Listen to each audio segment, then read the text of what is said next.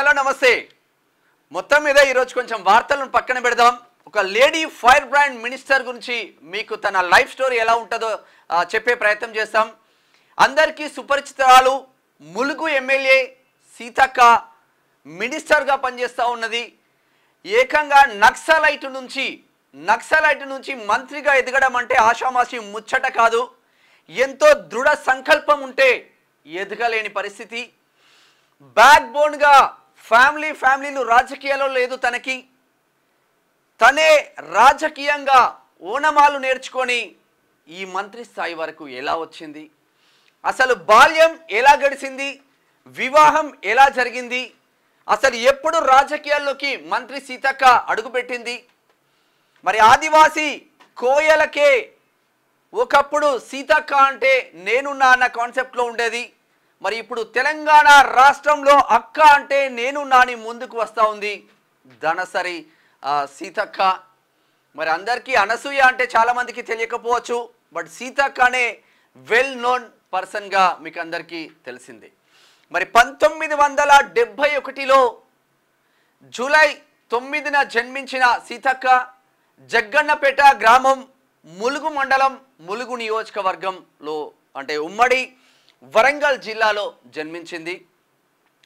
తదనంతరం అదే గ్రామంలో 10వ తరగతి వరకు విద్యాభ్యాసం మాత్రం కంప్లీట్ చేసుకుంది. మరి 1971లో జన్మించిన సమ్మక్కల రెండో సంతానమే మన సీతక్క. 1971లో జన్మించిన సీతక్క 1988లోనే నక్సల్ పార్టీలోకి వెళ్ళిపోయింది. అంటే కేవలం 17 సంవత్సరాల వయసులోనే 10వ తరగతి చదువుతున్న కోణంలోనే గిరిజనుల పైన దాడులు కావచ్చు, ఆదివాసీల పైన గుండాగిరి కావచ్చు, మొత్తం ఈ అన్యాయాలను తట్టుకోలేక ప్రశ్న అనే ఆయుధాన్ని ముందుకు తీసుకువచ్చింది సీతక్క. అదే ప్రశ్నిస్తూనే నక్సల్స్ పార్టీలోకి వెళ్ళే విధంగా తనను ప్రోత్సాహం చేసిందని చెప్పుకోవచ్చు. మరి సుదీర్ఘ పోరాటం నక్సల్స్ పార్టీలోకి వెళ్ళిన తర్వాత దళ కమాండర్గా ఎన్నో వివిధ స్థాయిల్లో పనిచేసిన సీతక్క గిరిజనుల భూములను లాక్కోవడం, ఆదివాసీల భూములను లాక్కోవడం, కనీసం కూలీ చేస్తే కూలీ పని డబ్బులు కూడా ఇవ్వకుండా వేధించిన సావుకారులు అనుకోండి, పెత్తందారులు అనుకోండి, పటేల్ పట్వారీలు అనుకోండి, వీళ్ళందరి పైన పెద్ద ఎత్తున పోరాటం చేసిందని చెప్పుకోవచ్చు. దాదాపు 11 సంవత్సరాల పైచిలుకు నక్సల్స్గా ప్రజల కోసం, పేద ప్రజల కోసం పోరాటం చేసి, అంటే అప్పుడు ఉన్న ఉద్దేశం కూడా పటేల్ పట్వారీ వ్యవస్థలో ఈ రాజ్యంలో మొత్తం ఒకటి చెప్పిందే వేదం, వాడు చెప్పిందే చేసినట్టు ముందుకు వెళ్ళాలి. అసలు ప్రశ్న అనేది లేకుండా పోయింది. కేవలం నక్సలైట్ అంటేనే ఎమ్మెల్యేలు కానీ ప్రజాప్రతినిధులు కానీ భయపడే పరిస్థితి ఉండేది. ఆ కోణంలో ప్రజలకు అన్యాయం జరుగుతుందనే నక్సలైట్గా మారింది మన సీతక్క.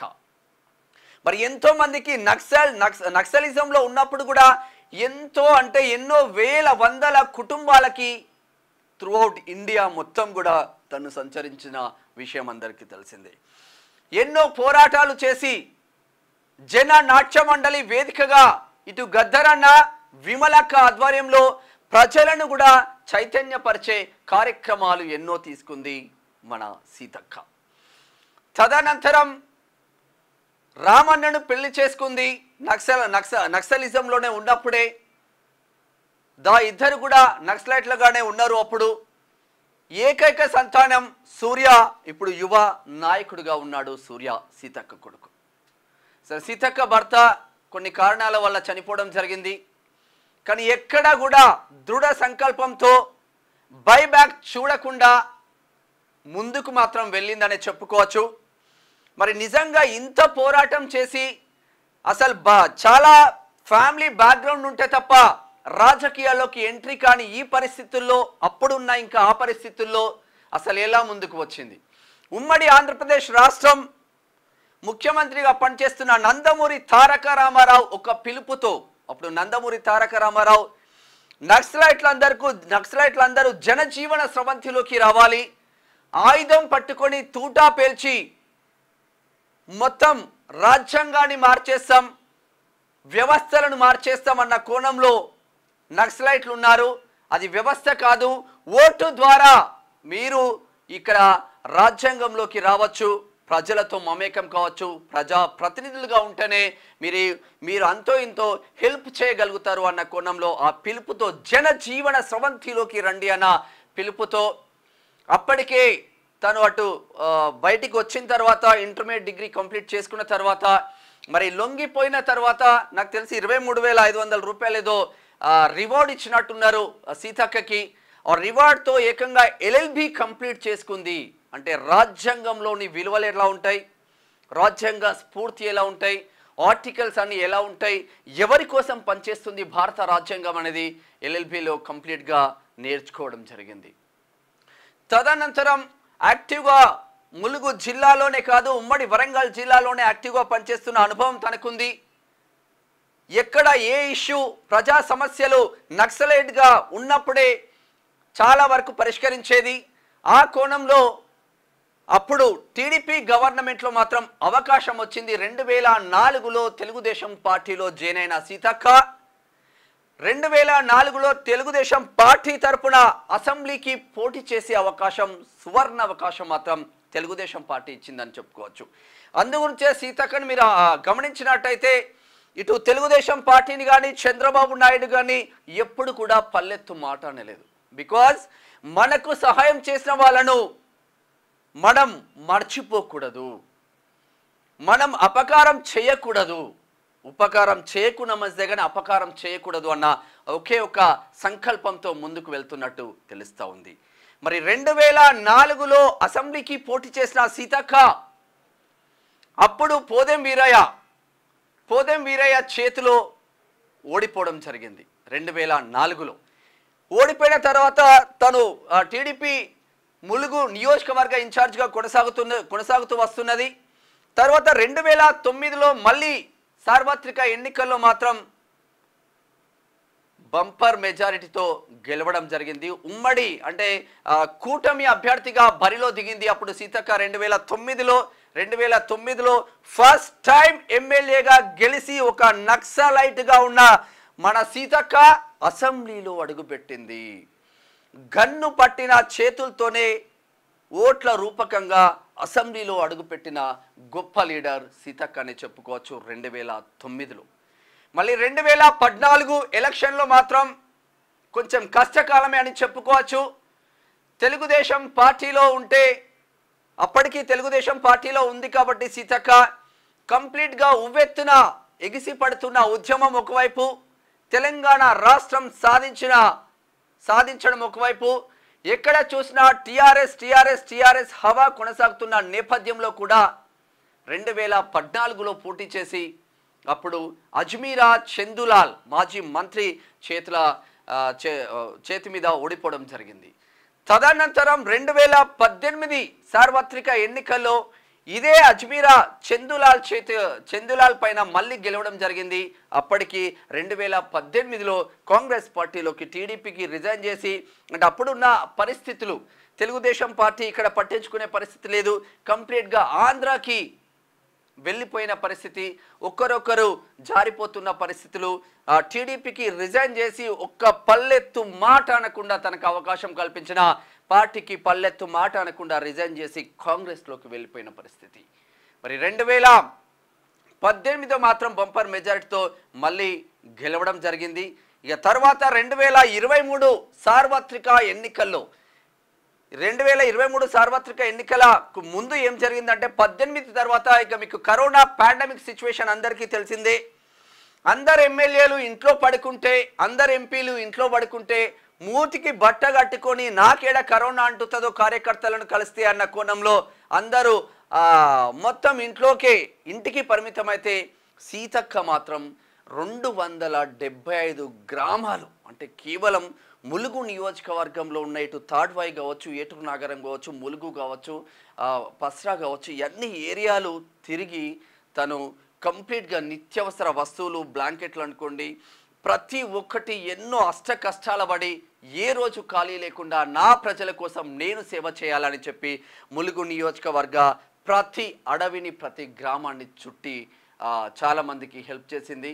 అప్పుడే సీతక్క మీకు అందరికీ అరే ఇంత మంచి సీతక్క తెలంగాణ రాష్ట్రంలో మన బిడ్డగా ఉండడం గర్వకారణమని మనం చెప్పుకున్నాం. చాలా పెద్ద ఎత్తున కష్టపడింది. దారులు లేని చోట్ల, కారు కూడా వెళ్ళని చోట్ల ఏకంగా మూటలు ముళ్ళలు ఎత్తుకొని వాటర్లో కూడా నదులు వంకలు దాటుకొని గుట్టల పైన ఉన్న చిన్న చిన్న గూడాలకు, ఆదివాసీ గూడాలకు నిత్యావసర సరుకులు, రేషన్కి సంబంధించిన మొత్తం కూడా వాళ్ళకి అందించిన పరిస్థితి. అప్పుడు కళ్ళకు నీళ్ళు వచ్చినాయి. లీడర్ అంటే ఇలా ఉండాలి రాబోయ్ అన్న కాన్సెప్ట్కు తెలంగాణ నుంచి కాదు, త్రూ అవుట్ తెలుగు వాళ్ళు ఎక్కడున్నా కన్నీళ్లు పెట్టుకున్న పరిస్థితి. అది సీతక్క గొప్పతనం. తరువాత 2023 సార్వత్రిక ఎన్నికల్లో మీకు అందరికీ తెలిసిందే, బంపర్ అంటే బంపర్ మెజారిటీతో సీతక్కను ఓడించడానికి అనేక కుట్రలు పన్నిన బీఆర్ఎస్ పార్టీ ఎట్టి పరిస్థితుల్లో సీతక్క ఓడిపోవాలి, సీతక్క ఓడిపోతే తప్ప మనం ఇక్కడ మనుగడ కొనసాగించలేమని చెప్పేసి 2023 సార్వత్రిక ఎన్నికల్లో సీతక్క ఓడిపోవాలని విశ్వ ప్రయత్నాలు చేసినప్పటికీ ప్రజాబలం ముందు, సీతక్క పనిచేస్తున్న విధానం ముందు, సీతక్క ప్రజాబలం ముందు బీఆర్ఎస్ పటాపంచలైపోయింది. మళ్ళీ బంపర్ మెజార్టీతో గెలిచి ఏకంగా 2023 డిసెంబర్ 7న ప్రమాణ స్వీకారం చేసింది మంత్రిగా.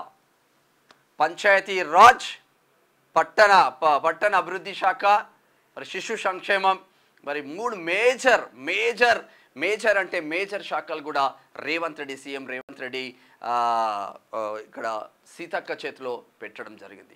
అంటే ఒకసారి చూస్తే ఒకసారి ఊహకు కూడా అందదు. ఎక్కడ ములుగు ప్రాంతం జగ్గన్నపేట ఎక్కడుంది? జగ్గన్నపేటలో 1971లో పుట్టిన చిన్న ఆదివాసీ కోయగూడెంలో పుట్టిన సీతక్క ఎక్కడ మంత్రిగా ఎదిగింది?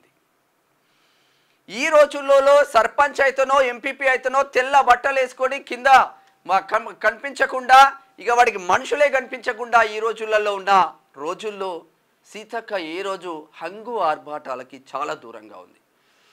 తను చాలాసార్లు చెప్తున్న ఇంటర్వ్యూలలో కూడా చూస్తుంటాం, అరే నన్ను ట్రోల్ చేయడం కాదురా, నా కార్లో ఏసీ కూడా పర్ఫెక్ట్గా ఉండదు.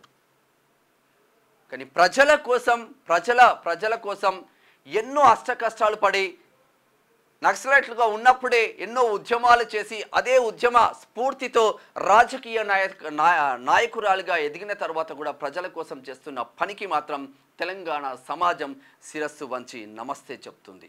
మొత్తం మీద గూస్ బాంబ్స్ వచ్చే విధంగా మాత్రం సీతక్క లైఫ్ స్టోరీ. మరి చాలా పెద్దగా అంటే ఏకైక సంతానం సూర్య కూడా జబర్దస్త్గా ముందుకు వెళ్తున్నాడనే చెప్పుకోవచ్చు. ఎక్కడ హంగు ఆర్భాటం లేకుండా ఇప్పటికీ కూడా అక్క అంటే తమ్మి అనే ముందుకు వెళ్తా ఉంది. ఏ రోజు కూడా ఈ పార్టీ ఆ పార్టీ అన్న కోణంలో ఇప్పటికీ చూడట్లేదు.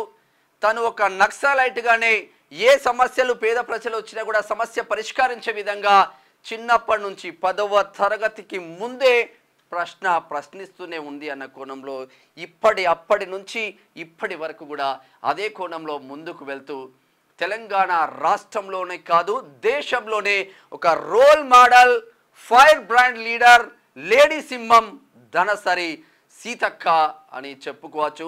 మరి సీతక్క నిజంగా అక్క అంటే తమ్మి అని ఆప్యాయతగా పలకరిస్తూ ఉంటుంది. ఇంకా మున్ముందు మరిన్ని పదవులు కూడా సీతక్క అందుకోవాలని క్యూ న్యూస్ మనస్ఫూర్తిగా కోరుకుంటుంది. ఇది సీతక్కకు సంబంధించిన లైఫ్ స్టోరీ. చూస్తున్నాం నాడి క్యూ న్యూస్. నేను మీ మేనం Shyam. Thank you so much. Signing off. Thank you.